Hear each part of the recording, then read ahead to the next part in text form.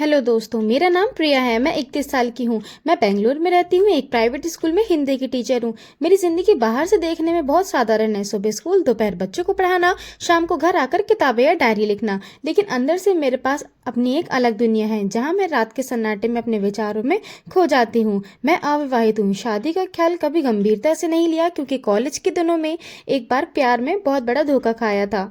उसका नाम था विक्रम। हमारी मुलाकात लाइब्रेरी में हुई थी। दोस्ती हुई, फिर प्यार। लेकिन एक दिन पता चला कि वह अपनी पुरानी गर्लफ्रेंड से भी उसी तरह बातें करता था जैसे मुझसे। उस दिन मेरा दिल टूट गया। मैंने तय कर लिया कि अब किसी पर आसानी से भरोसा नहीं करूंगी। मेरे लिए मेरा काम, मेरी किताबें, मेरी डायरी और रात की तन्हाई ही सब कुछ बन गई। मेरा सौतेला भाई है, नाम है अजय। वह 34 साल का है और हैदराबाद में एक आईटी कंपनी में सीनियर डेवलपर है। हमारा रिश्ता सौतेला है। मेरे पापा ने दूसरी शादी की थी जब मैं 9 साल की थी। अजय मेरा सौतेले माँ का बेटा है, यानी मेरे पापा का सौतेला बेटा। बचपन में हमारी ज्यादा बनती नहीं थी। वह हमेशा अपने कमरे में कंप्यूटर करता था, गेम्स खेलता था, कोडिंग करता। मैं अपनी किताबें और ड्राइंग में खोई रहती। घर में भी पापा और सौतेले माँ के बीच ज्यादा बातचीत नहीं होती थी। शायद इसलिए हमारा रिश्ता भी सिर्फ नाम का रहा। साल में एक दो बार मिलते, दिवाली पर या किसी रिश्तेदार की शादी में। बातें सिर्फ औपचारिक, क्या हाल है, काम कैसा चल रहा है, बस इतना। अजय की शादी 6 साल पहले हुई थी। उनकी पत्नी का नाम था नेहा। बहुत अच्छी लड़की थी, हंसमुख और केयरिंग। लेकिन 3 साल पहले एक रोड एक्सीडेंट में उसकी मौत हो गई। उसके बाद अजय पूरी तरह बदल गया। पहले वो थोड़ा हंसता बोलता था, अब बिल्कुल चुप रहने लगा। फोन पर भी बात कम करता। फिर पिछले महीने उसने मुझे कॉल किया, प्रिया मैं बेंगलोर आ रहा हूँ एक प्रोजेक्ट के सिलसिले में, कुछ दिन रुकना पड़ेगा, क्या मैं तुम्हारे साथ रह सकता हूँ? मैंने कहा बिल्कुल, आ जाओ। घर में कोई तो होगा, अच्छा लोग लगेगा। सच कहूँ तो मुझे खुशी हुई। आखिर परिवार का कोई सदस्य घर आए तो अकेलापन थोड़ा कम होता है। वह शुक्रवार की शाम पहुंचा। मैं स्कूल से लौटी तो देखा वह मेरे फ्लैट के सोफे पर बैठा अपना लैपटॉप देख रहा था। मुझे देखकर हल्की मुस्कान दी और बोला, क्या हाल है टीचर मैडम? मैंने हंसकर कहा, बस बच्चों की शरारतों और किताबों में दिन कट रहा, तुम बताओ? उसने लैपटॉप बंद किया और कहा, बस काम का खालीपन, सोचा तुमसे मिलकर थोड़ा मन बहला जाए। शाम को हमने हाथ से डिनर बनाया। मैंने रोटी और दाल बनाई, उसने सब्जी। किचन में खड़े खड़े उसने कहा, प्रिया तुम अभी भी वही मसालेदार दाल बनाती हो जो मुझे बिल्कुल पसंद नहीं। मैंने हंसते हुए कहा, और तुम अभी भी वही पुरानी शिकायतें करते हो, कुछ तो बदलो। डिनर के बाद हम बालकनी में बैठे। बेंगलुरु की शाम हल्की ठंडी होती है। मैंने 2 कुर्सियां लगाई और हम बातें करने लगे। अजय ने अपनी कंपनी की बातें बताई, कैसे उसका प्रोजेक्ट डेडलाइन पर है, कैसे बॉस हर दिन मीटिंग लेता है, कैसे वह रात रात भर कोड लिखता है। मैंने स्कूल की किस्से सुनाई, कैसे एक बच्चे ने क्लास में प्रेमचंद की कहानी को अपने अंदाज में ड्रामा किया था। बातें करते करते रात के 10 बज गए। मैंने कहा, अजय अब सोते हैं, मुझे सुबह स्कूल जाना है। उसने हमारे हामी भरी। मेरा फ्लैट 2 बेडरूम का है। मैंने उसे गेस्ट रूम दिया और खुद अपने रूम में चली गई। बिस्तर पर लेटकर लाइट बंद की, लेकिन नींद नहीं आ रही थी। आमतौर पर रात के सन्नाटे में मैं अपनी पसंदीदा चीजें करती हूँ। डायरी में लिखती हूँ, पुरानी कविताएं पढ़ती हूँ या बस अपने विचारों में खो जाती हूँ। ये पल मेरे लिए बहुत कीमती हैं। लेकिन उस रात अजय की मौजूदगी ने मेरे रूटीन को बदल दिया। मैंने सोचा, कोई बात नहीं, कुछ दिन की तो बात है। लेकिन मन में एक अजीब सी बेचैनी थी। करीब 12 बजे मैं उठी, पानी पिया और फिर लेट गई। बाहर हल्की बारिश शुरू हो गई थी। बेंगलोर में बारिश की आवाज बहुत अच्छी लगती है। मैंने खिड़की थोड़ी खोल दी और ठंडी हवा और महसूस किया। लेकिन नींद अब भी दूर थी। मैंने फोन उठाया और एक पुरानी कहानी पढ़ने लगी।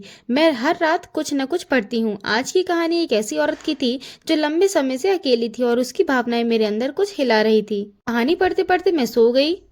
उस औरत का अकेलापन, उसकी रातें, उसकी बेचैनी, सब कुछ मेरे जैसा लग रहा था। फिर मैंने फोन रखा और सोने की कोशिश की, लेकिन मन उथल पुथल में था। करीब 1:30 बजे मुझे हल्की आहट सुनाई दी। मैंने धीरे से उठी और दरवाजा खुलकर देखा। अजय किचन में पानी लेने आया था। उसने मुझे देखा और चौंक गया। प्रिया तुम सोई नहीं? मैंने कहा, नींद नहीं आ रही।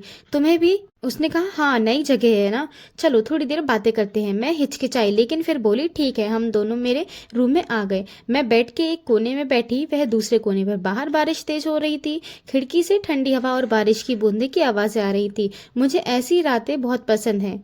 हमने फिर से बातें शुरू की, बचपन की कुछ यादें, पापा की पुरानी बातें, नेहा के बारे में थोड़ा, लेकिन ज्यादा कुछ बचा नहीं था। थोड़ी देर बाद अजय ने अपना फोन निकाला और कुछ देखने लगा। मैंने भी फोन उठाया और सोशल मीडिया स्क्रॉल करने लगी। फिर अजय ने कहा, प्रिया मुझे नींद नहीं आ रही, मैं यहीं सो जाता हूँ। मैंने कहा, नहीं, तुम गेस्ट रूम में जाओ। उसने मुंह बनाया और कहा, अरे इतनी रात को परेशान मत करो। फिर आंखें बंद कर ली और 2 मिनट में सो गया। मैं उठी, बाथरूम गई और अपने टाइट कपड़े बदलकर ढीला नाइट ड्रेस पहना। मुझे ढीले कपड़े में ही नींद आती है। वापस आई तो अजय गहरी नींद में था। उसकी सांसों की आवाज कमरे में गूंज रही थी। मैं अपने रूटीन नहीं कर पा रही थी, न डायरी लिख पा रही, न पुरानी कविताएं पढ़ पा रही। मैंने फिर वही कहानी पढ़नी शुरू की। कहानी की औरत की भावनाओं में अंदर कुछ जगा रही थी। पढ़ते पढ़ते मेरा मन खो गया। फोन रखा और सोने की कोशिश की, लेकिन नींद नहीं आई। अजय की खर्राटी की हल्की आवाज मुझे और बेचैन कर रही थी। अगर वह ना होता तो शायद मैं अपने विचारों में डूब जाती, लेकिन उसकी मौजूदगी ने सब रोक दिया। तभी अजय ने करवट बदली। उसका कंबल थोड़ा सरक गया। उसने सिंपल टी शर्ट और ट्रैक पैंट पहना था। अंधेरे में उसका चेहरा साफ नहीं दिख रहा था, लेकिन उसकी हल्की हरकत ने मुझे चौंका दिया। मैंने जल्दी नजरें फेर ली, लेकिन मन में एक अजीब सी हलचल शुरू हो गई। दिल की धड़कन तेज हो गई।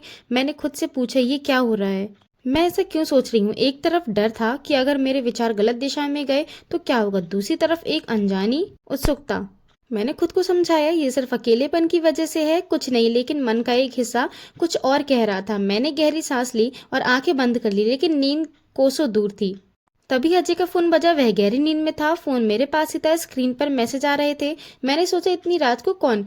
जिज्ञासा हुई। मुझे उसका पासवर्ड याद था, एक बार ऑफिस की बात में बताया था। मैंने फोन खोला। मैसेज उसके एक पुराने दोस्त के थे, कुछ फोटोज और छोटी वीडियोस। मैंने एक वीडियो खोला, जो देखा उससे मेरी सांसें ही रुक गई। ये कुछ ऐसा था जिंदगी मैंने उम्मीद नहीं की थी। हाथ कांपने लगे। दूसरा वीडियो देखा, फिर तीसरा। हर चीज मेरी बेचैनी को और बढ़ा रही थी। मैं समझ नहीं पा रही थी कि मैं ये क्यों देख रही हूँ और क्यों रोक नहीं पा रही। समय बीतता गया। मेरा मन पूरी तरह उलझ चुका था। फिर मैंने फोन रख दिया और अजय की तरफ देखा। वह अभी भी सो रहा था। उसकी सांसें नियमित थी, लेकिन मेरे अंदर एक तूफान उठ रहा था। डर, उत्सुकता और बेचैनी का मिश्रण। मैं धीरे से उसके थोड़ा पास खिड़की।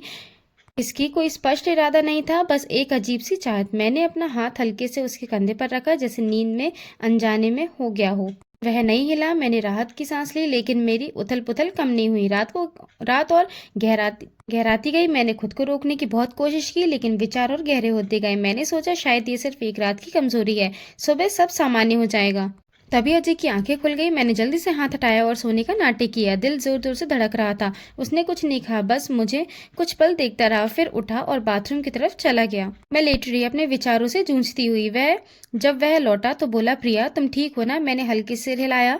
उसने कहा, मुझे लगता है मुझे नीचे सोना चाहिए। मैंने कुछ नहीं कहा। वह चला गया। उस रात के बाद मेरे अंदर कुछ बदल गया। मैं उस पल को समझ नहीं पा रही थी। शायद ये सिर्फ अकेलेपन का असर था, या मेरे पुराने घावों की वजह से। अगली सुबह मैं जल्दी उठ गई। रात की सारी बातें दिमाग में घूम रही थी। मैंने कॉफी बनाई और बालकनी में चली गई। अजय अभी सो रहा था। मैंने सोचा, क्या वह कुछ जानता है? मन में डर था, लेकिन साथ ही एक अजीब सुकून भी। मैंने खुद से कहा, इसे भूल जा। बस एक रात की बात थी, लेकिन मन का एक कोना कह रहा था कि इतना आसान नहीं है। अजय करीब 9 बजे उठा, मुझे बालकनी में देखा और ऊपर आ गया। गुड मॉर्निंग उसने कहा। उसकी आवाज में कुछ अजीब नहीं था। मैंने भी सामान्य तरीके से कहा, गुड मॉर्निंग, कॉफी पियोगे? हम चुपचाप कॉफी पीते रहे। फिर उसने कहा, प्रिया रात को मुझे कुछ अजीब सपने आए। मैंने हाथ में कप हल्का कांपा। मैंने पूछा, कैसे सपने? उसने हंसते हुए कहा, पता नहीं, शायद थकान और नई जगह की वजह से। मैंने रात की सांस ली। शायद वह सच में कुछ नहीं जानता। दिन भर हमने सामान्य बातें की। मैं स्कूल गई, वह घर पर अपना काम कर रहा था। शाम को हम बाहर घूमने गए, एक पार्क में, लेकिन मेरे मन में रात की बात बार बार आ रही थी। मैं समझ नहीं पा रही थी कि मेरे साथ क्या हो रहा है। अजय के साथ मेरा रिश्ता हमेशा सौतेले और दूर का रहा था, न बहुत करीब न बहुत दूर। लेकिन उस रात के बाद कुछ बदल सा गया। उस दिन अजय ने बताया कि वह एक हफ्ते तक यहीं रहेगा। यह सुनकर मेरा मन थोड़ा उदास हुआ, लेकिन क्योंकि रात के सन्नाटे में मुझे अपनी डायरी लिखना, कविता पढ़ना बहुत पसंद है, अब वो सब नहीं कर पाऊंगी। पूरे 7 दिन रहा। हर रात में सोचती कि क्या फिर वैसा कुछ होगा, लेकिन ऐसा कुछ भी नहीं हुआ। वह अपने गेस्ट रूम में सोता, मैं अपने में। फिर भी मेरे मन में एक हल्की सी हलचल बनी रहती। मैं अपनी पसंदीदा चीजों पूरी तरह नहीं कर पाती थी। 8वें दिन वह हैदराबाद लौट गया। जाते वक्त बोला, प्रिया फिर मिलेंगे जल्दी, अपना ख्याल रखना। मैंने हाँ कहा, लेकिन जब वह गया तो घर में एक अकेलापन सा छा गया। उसके जाने के बाद मैंने अपनी डायरी खोली और सब कुछ लिख डाला। रात की बेचैनी, मेरे विचार, मेरी उलझन, सब कुछ। लिखते वक्त मुझे एहसास हुआ कि ये सिर्फ एक रात की बात नहीं थी। मेरे अंदर कुछ गहरे सवाल जाग रहे थे। क्या मुझे अपनी जिंदगी को एक और मौका देना चाहिए? क्या मुझे अपने पुराने धोखे को भुलाकर आगे बढ़ना चाहिए? अजय वाला शायद सिर्फ एक बहाना था। असल में ये मेरे अपने अकेलेपन और पुरानी यादों से लड़ाई थी। कुछ दिन बाद अजय ने फिर फोन किया। उसकी आवाज में पुरानी गर्मजोशी थी। प्रिया, अगले दिन महीने फिर बेंगलोर आ रहा हूँ, एक नया प्रोजेक्ट है, क्या फिर रुक सकता हूँ? मैं हिचकिचाई लेकिन बोली हाँ क्यों नहीं। लेकिन मन में सवाल थे, क्या मैं फिर वैसी बेचैनी महसूस करूंगी? क्या मैं खुद को कंट्रोल कर पाऊंगी? अगला विजिट आया। इस बार मैंने खुद को पहले से तैयार किया था। हमने फिर साथ डिनर बनाया, बालकनी में बातें की। सब कुछ सामान्य लग रहा था। रात को अजय ने कहा मैं गेस्ट रूम में ही सोऊंगा। मैंने राहत महसूस की, लेकिन फिर भी नींद नहीं आई। मैं अपने रूम में थी, वह नीचे। फिर भी मन में हल्की उथल पुथल थी। मैंने खुद से कहा यह सब दिमाग का खेल है, इसे खत्म कर। अगली सुबह कॉफी पीते वक्त अजय ने अचानक कहा, प्रिया उस रात तुम ठीक नहीं थी, तुम थोड़ी परेशान लग रही थी। मैं चौंक गई। कप हल्का कांपा। मैंने कहा हाँ क्यों? हंस उसने हंस के कहा, बस ऐसे ही लगा, शायद मेरी वजह से तो तुम्हें नींद खराब हुई। मैंने कहा नहीं, ऐसा कुछ नहीं, लेकिन मेरे मन में तूफान उठ रहा था। क्या वह कुछ जानता है या ये मेरा वहम है? उस बार भी कुछ खास नहीं हुआ। वह अपने काम में व्यस्त रहा, मैं अपने में। वह चला गया। इस बार उसके जाने के बाद मैंने खुद से पूछा, क्या मैं उस रात को सच में भूल पाऊंगी या ये हमेशा एक सवाल बनकर रह जाएगा? मैंने अपनी डायरी के आखिरी पन्ने पर लिखा, जिंदगी हमें कई बार ऐसे मोड़ पर लाकर खड़ा कर देती है जहाँ सही और गलत की लाइन धुंधली हो जाती है। उस रात मैंने अपने मन की गहराइयों को देखा। शायद ये मेरी कमजोरी थी, शायद मेरे अकेलेपन की पुकार। लेकिन मैंने सीखा कि इंसान होना यही है, अपनी भावनाओं से जूझना, उन्हें समझना और सही रास्ता चुनना। अजय मेरे लिए हमेशा सौतेला भाई रहेगा, लेकिन उस रात वह मेरे लिए एक आईना बन गया जो मुझे मेरे अपने अंदर की कमजोरियों को दिखा गया। उसका कोई दोष नहीं था, सारा दोष मेरे पुराने घावों और अकेलेपन का था। मैंने तय किया कि अब मैं अपने अतीत को सच में पीछे छोड़ दूंगी, प्यार को फिर से मौका दूंगी। लेकिन सही इंसान को उस रात का सन्नाटा मेरे अंदर हमेशा गूंजेगा, एक अधूरी याद की तरह, लेकिन वो मुझे याद दिलाता रहेगा कि हमें अपनी भावनाओं पर काबू रखना चाहिए। डायरी बंद की और खिड़की से बाहर देखा। सुबह हो रही थी, सूरज की पहली किरणें आ रही थी। मैंने सोचा हर अंधेरी रात के बाद एक नई सुबह जरूर आती है। कुछ रातें भले ही सुबह के साथ खत्म ना हो, लेकिन हम उन्हें खत्म कर सकते हैं अपने फैसलों से। समय बीता। एक दिन मेरी जिंदगी में एक नया दोस्त आया, नाम था रोहित। वह मेरे स्कूल के ही एक टीचर थे। हमारी दोस्ती हुई, बातें हुई और धीरे धीरे 1 साल बाद हमने शादी कर ली। आज हम बहुत खुश हैं। मुझे समझ आया कि अकेलेपन हमें बचा भी सकता है और गलत रास्ते पर भी ले जा सकता है। पहले मैं धोखा खाने की वजह से प्यार से दूर हो गई थी और गलत भावनाओं की तरफ खिंच गई थी, लेकिन फिर एहसास हुआ कि मुझे एक ऐसे साथी की जरूरत है जो मुझे सच्चा प्यार दे, सम्मान दे और जिंदगी की हर खुशी दे। रोहित मुझे वो सब दे रहा है। वक्त के साथ मैंने सही फैसला लिया। आज मैं अपनी